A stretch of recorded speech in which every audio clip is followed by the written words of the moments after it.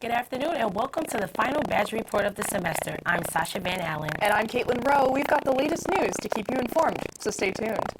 Coming up, UW students are raising concerns following the reinstatement of an engineering professor they're holding accountable for a student's death. We know that the farthest the school is for the families, the harder it is for them to be connected to the school. A new elementary school may be the solution to serve families on the Madison South Side. There's a plan for action to resolve homelessness in Madison, but the Senate has yet to release the funding. Later, we'll find out how this delay is impacting the community. All this and more coming up on the Badger Report.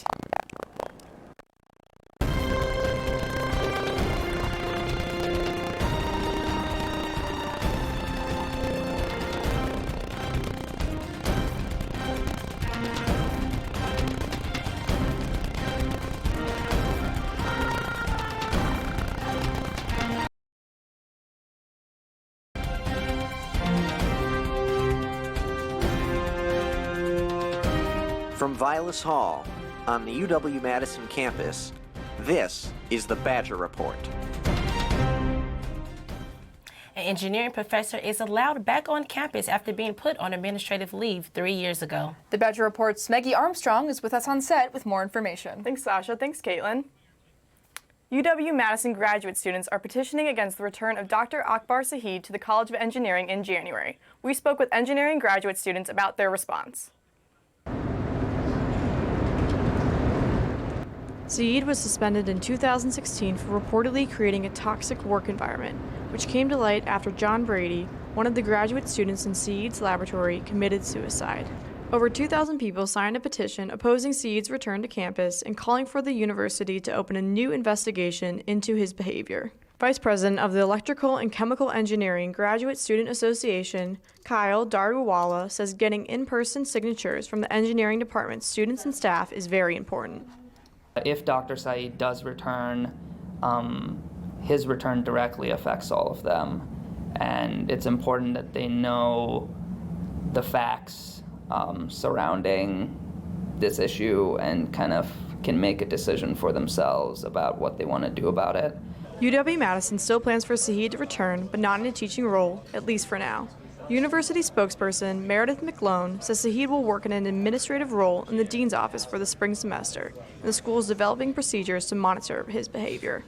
Engineering graduate student Jad Salman says the university's decision to not place Saeed directly in contact with students is a positive step, but he still has concerns for the future. Like what happens after the spring? You know, what are in place what's in place? Is he going to be interacting with students again, having research again? The Badger Report did reach out to Dr. Saeed for comment, but he did not immediately respond. Now that this petition has gained traction, what can we expect to see next? Well, earlier today, students rallied at Engineering Hall before delivering their petition to the provost. The university's response is anticipated in the coming weeks. Thanks, Maggie. It looks like these aren't the only UW students protesting for causes on campus. Students gathered outside the Division of University Housing office in order to support a fellow House fellow who was recently put on administrative leave. Protesters led by Ananda Deacon are communicating with their demands with housing officials. For Chu Fang to be disciplined over making the space intentional for students of color, just by verbally saying that, for him to be sanctioned for that, I just can't describe how angry that makes me feel. Justice for Chu Fang! Housing playing games! In a statement to the Badger Report, the university says they've confirmed the residents in the multicultural learning community were told to limit who they could invite to visit based on race. They say this was not appropriate. Residents have the right to invite whoever visitors they wish, regardless of their background or identity. A UW employee dies after sustaining a head injury from a fall while working on campus. The university says Roberto Vergara was employed by UW Custodial Service for over 10 years and offers its condolences. The State Department of Safety and Professional Services are investigating the incident. Police are actively investigating a burglary of $28,000 worth of music equipment stolen from the Humanities building in the UW campus. The individual responsible used forced entry to open locked lockers located in the basement of the building. Among the items taken are a flute, cello, and violin. There are currently no suspects linked to the theft, but UWPD is asking for community for the help. For many students in the Madison Metropolitan School District, navigating the distance it takes to commute to school every day comes with its share of challenges. The Badger Report's Laura Bunn has the story. For parents like Leticia Acevedo, the school day starts by walking her child to the bus stop to wait for a 40-minute bus ride to Nuestro Mundo Community School. Sería diferente si estuviera una escuela cerca ahora, ¿verdad? Entonces no sería tanto tiempo. Over 400 students from the Moreland Rimrock neighborhood travel about 6 miles from home every day to either Nuestro Mundo or Frank Alice Elementary School. Madison School Board member Ananda Morelli says this is unfair. Why are those families that are mostly brown and black families, mostly families that qualify for free reduced lunch, are being subjected to be riding the longest on a bus?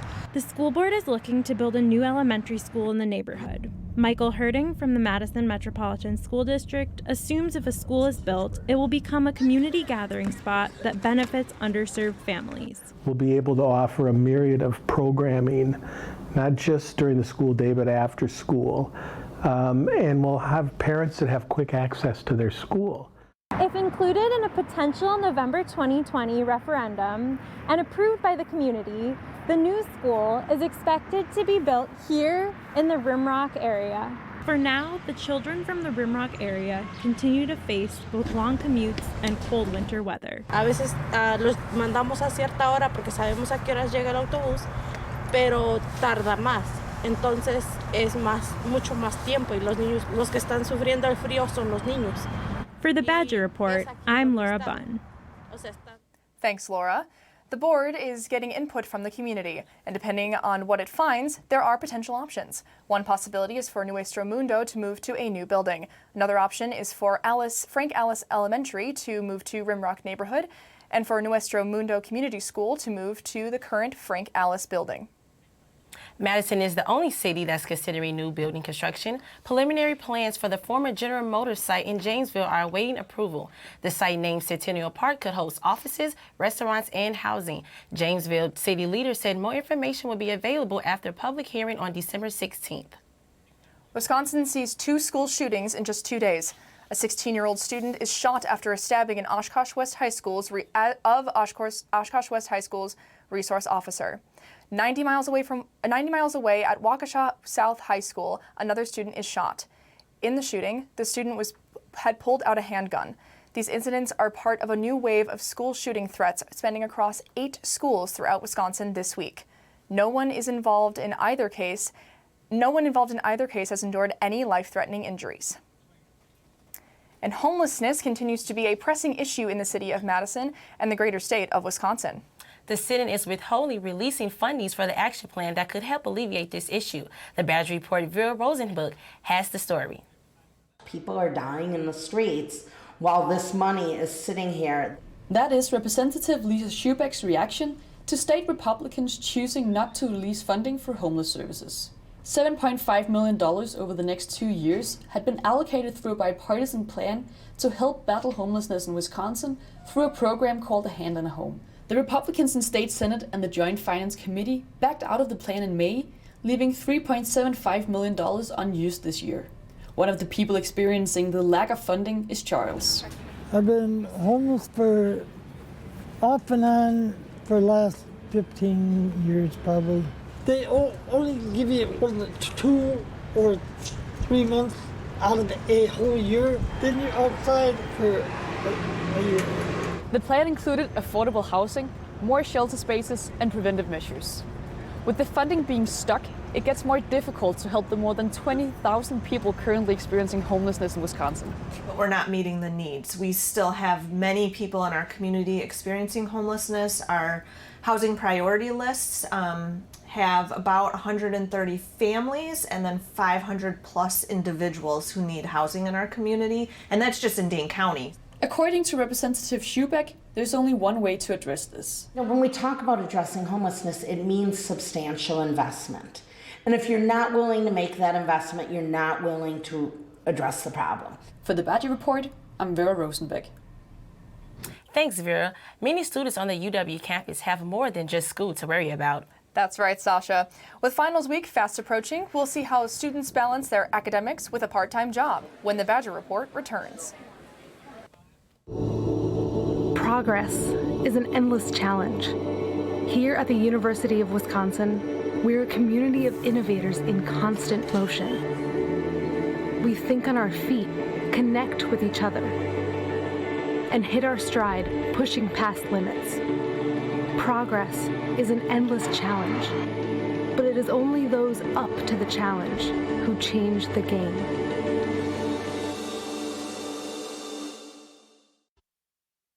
This right here is the closet we were in. That was the only thing left of the house. The only thing. Red Cross helped us, and they literally got us back on our feet. Huge outpouring of love just going, people care. We didn't come out of there saying, wow, we lost everything. We came out of there hugging each other, glad that we were okay.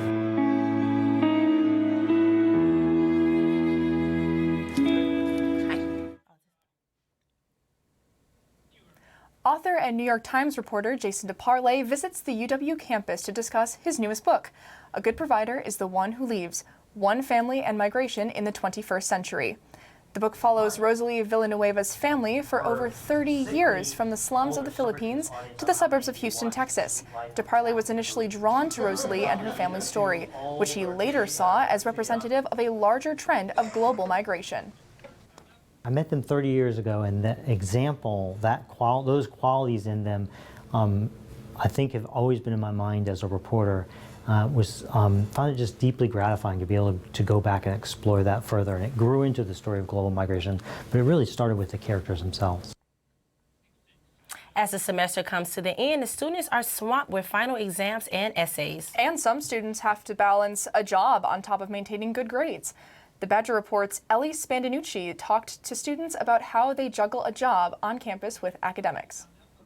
Visit almost any UW building, Union South, Memorial Union, Vilas Hall, and even College Library, and you'll likely find a big commonality: student employees. And we depend on students to run our operations, and so we kind of fill in everywhere we can with students. Jennifer Brown works with the Wisconsin Union to recruit student workers, something that's proved difficult. So currently, yes, the university as a whole is having a problem with shortage of student employees. To remedy that, Brown and the union are trying to highlight the benefits of working within the university. Things like discounts, free meal coupons, and lifelong skills are what Brown cites as student employee perks. On the student side, employees come from all over, for different reasons. Open Book Cafe employee Leah Terry is finishing up her first semester at UW and decided to get a job from the very beginning for monetary benefits. Like the financial aspect of I want to be able to keep adding to saving. Esther Tyson is a grad student in the information school and says that working in the journalism reading room offers the flexibility she needs with her busy schedule. Well, I can do my homework. I can still get paid to help people get what they need for their homework, but mostly I can do mine. With over 1,500 student employees, the flexibility and benefits are highly appreciated. For the Badger Report, I'm Ellie Spadaccini. Thanks, Ellie. In national news, impeachment inquiry hearings are underway. The House Judiciary Committee is investigating crimes allegedly committed by President Donald J. Trump that would be grounds for impeachment. The first 3 witnesses to appear were all legal scholars from universities. California Democrat Kamala Harris is dropping out of the 2020 presidential race. Senator Harris says she simply does not have the financial resources to continue her campaign. Currently leading in the Democratic polls are presidential hopefuls Bernie Sanders, Elizabeth Warren, and Joe Biden. A Wisconsin mother and her sons are charged in a black market manufacturing operation that alleged produced thousands of marijuana vape cartridges a day packed with THC. This comes as law enforcement nationwide is cracking down on marijuana vaping. In the past 2 years, authorities have confiscated over 500,000 marijuana vape cartridges and arrested more than 120 people. That are easy to conceal. Coming up on the Badger Report, we got you covered for the rest of the weather's week. That's right. Alicia Gunther is heading into our weather studio to provide you with the latest. How's it looking, Alicia? Well, Sasha and Caitlin, it looks like we have some colder weather for today and tomorrow with a possible warm-up this weekend. I'll get you more details after the break. A pulse, felt by one, sends a ripple, felt by some. A shiver, felt by many, until it amplifies, magnifies into a tremor that electrifies. Badgers everywhere, moving as one, tilting the world on its axis. I thought Red Cross does Katrina. They don't help single moms. Hi. What happened to our house last year about your birthday? It flooded and the water flooded out. Yeah. The Red Cross arranged the hotel for us. They gave me that break, that leverage to be able to get it together and take care of them, you know? I feel like we've come full circle. Like that. This is how I'll do it. There you go.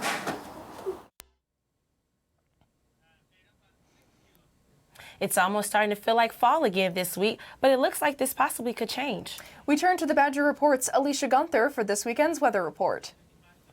We have some typical Wisconsin weather coming our way with some low temperatures today and tomorrow and a slight warm-up this weekend. Today's high was 39 degrees with a low of 27. Tomorrow has a high of 32 degrees and a low of 22 degrees. On Saturday, we have a slight warm-up with a high of 39 degrees and a low of 34 degrees. Sunday gets even warmer with a high of 46 degrees and a low of 33 degrees. Back to you. Thanks, Alicia. It sounds like it might be a good idea to have a sweater handy with these mixed temperatures. Oh yeah, December in Wisconsin, I won't leave home without one. The City of Madison is partnering with the University of Wisconsin to determine and plan for the risks of climate change and what it poses for the city's infrastructure. The goal is to propose adaptation strategies in the city and what they can implement. The partnership will continue throughout April of 2020. Wisconsin farmers are having an uphill battle with the weather this year as rain and snow makes it difficult to harvest crops. Larson Acres co-owner Jamie Larson says this has raised costs for farmers across the country and put a strain on their wallets. It can. I mean, the more money you spend, there's less to go around. He says farmers are adaptable to the face of these new challenges and have many ways to help make sure that this is a success next year. And speaking of success, the Badger volleyball team is bringing a championship title back to UW. After the break, we will keep you up to date with all things Badger sports. But that's not all. Our Alyssa Hui has more. Coming up on the Badger Report, learn how the world's oldest sport is being kept alive by students at UW. More than a century ago, we made a commitment to our state. We promised to educate the sons and daughters of Wisconsin. More than 1 million students have passed through our doors.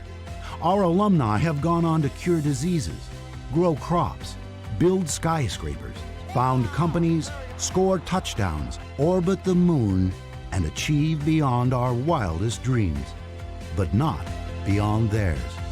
On Wisconsin. I thought Red Cross does Katrina. They don't help single moms. Hi. What happened to our house last year about your birthday? It flooded and the water flooded out. Yeah. The Red Cross arranged the hotel for us. They gave me that break, that leverage to be able to get it together and take care of them, you know? I feel like we've come full circle. Like that. This is how I'll do it. There you go.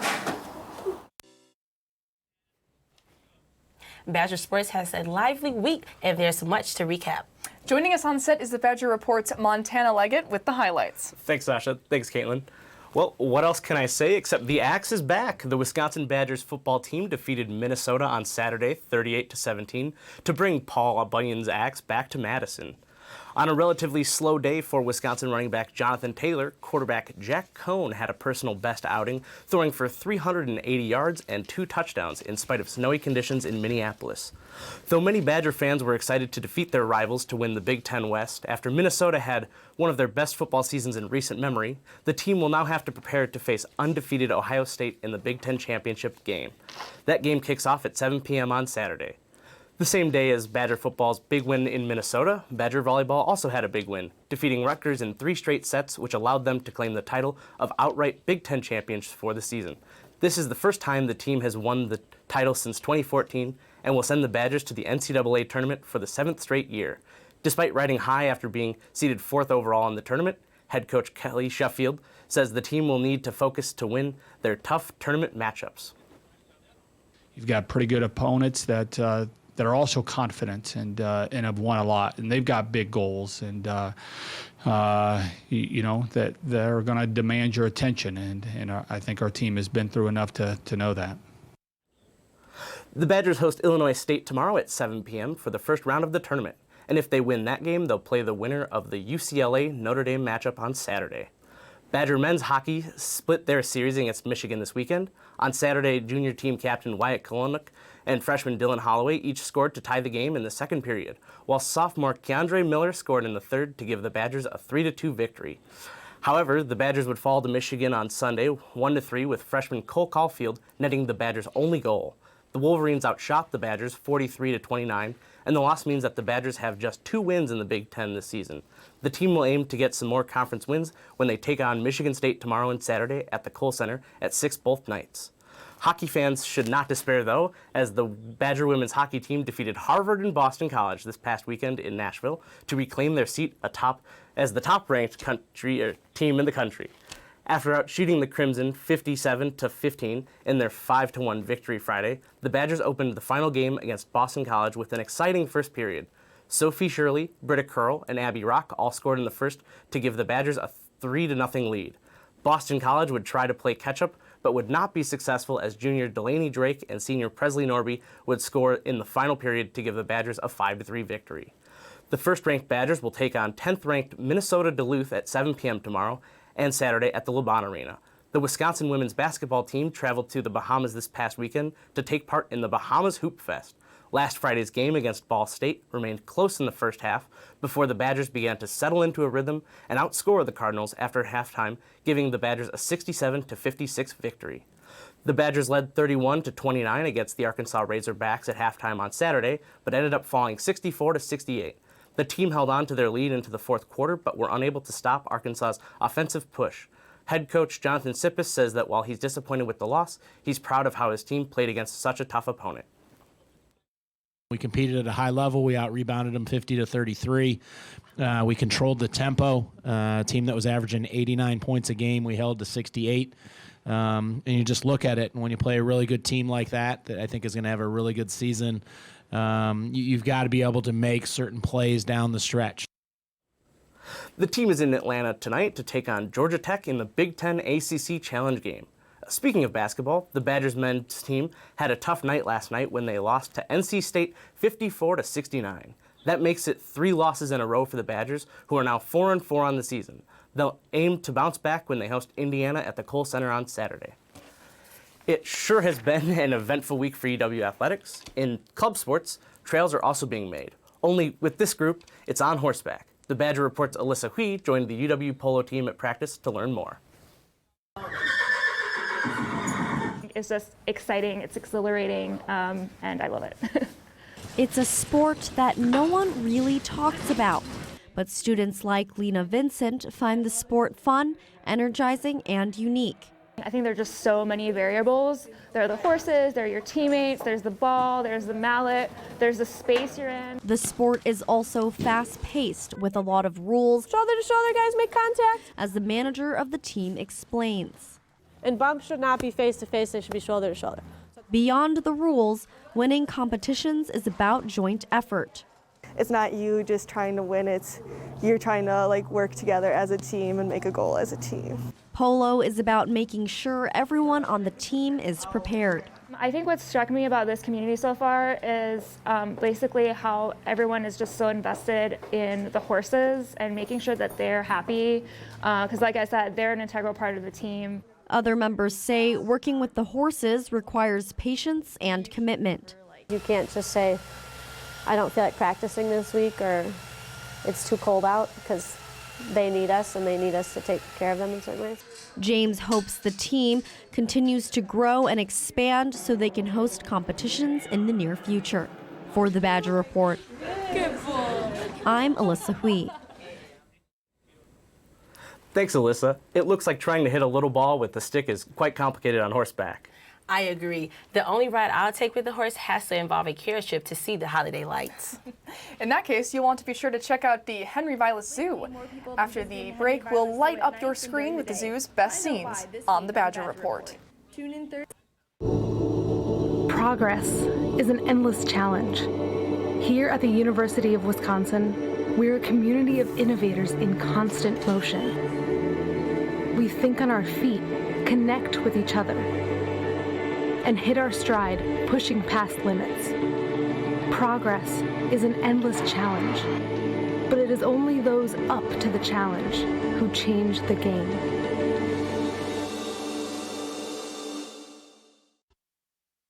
This right here is the closet we were in. That was the only thing left of the house. The only thing. Red Cross helped us, and they literally got us back on our feet. Huge outpouring of love just going, people care. We didn't come out of there saying, wow, we lost everything. We came out of there hugging each other, glad that we were okay.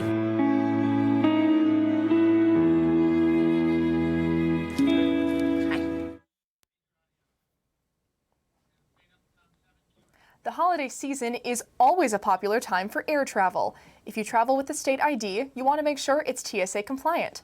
Beginning October of 2020, TSA will require all travelers to fly with real ID compliant cards. If you want to know if your ID is TSA compliant, check for the star. Real ID compliant cards are marked with a star at the top of the card. Also, this time of the year, decorative lights can be seen all over Madison. Mackenzie Chrisman has the Badger Report's special look at one of the city's biggest displays. During the holiday season, when the sun goes down, lights at the Henry Vilas Zoo come up. The light show is one of a handful of fundraising events hosted by the zoo throughout the year. Last night, it was downpouring, and there was still 100 people here. One family came up to me and said, "We're never going to forget this." Events like the light show help the public visit the zoo free of charge. All money raised goes to support the animals and help the zoo make important innovations. We're very proud of being one of only 9 free AZA accredited zoos in the United States. And that AZA accreditation is really important to us because it allows us to get funding for endangered species that we have here in the zoo. Some of the projects the zoo is working on are uncommon. We do research for things. We get to do procedures like we tried to do artificial insemination on our female polar bear this year, which has not been successful in the United States yet. There is no shortage of community members supporting the zoo during these fundraisers, especially since there is no admission fee during the rest of the year. So you can come for a picnic and leave 30 minutes later. You can spend the whole afternoon here. And the activities that they've added are incredible. The zoo's holiday light show is open every Thursday through Sunday from 5:30 to 9 p.m. until December 29th. For the Badger Report, I'm Mackenzie Chrisman. Thanks, Mackenzie. The zoo is just one place around town to indulge in holiday cheer. Here are some area events you don't want to miss. Like the Night with Santa in Waukegan on December 6th. Or if you want to make some room for more holiday cookies, participate in the Run Santa Run 5K on December 8th. To find a full list of events, visit Badger Report website at badgerreport.journalism.wis.edu. And that's all for this week's Badger Report. Best of luck to all UW students during final exam week, and happy holidays to all of our viewers. From all of us here on the Badger Report, we want to thank you for tuning in this semester. We also want to extend a special thanks to our news director, Peter Kleppen. We couldn't have done it without you, Peter. Be sure to join us next fall for the latest news around campus and in Madison. For the Badger Report, I'm Sasha Van Allen. And I'm Caitlin Rowe, signing off.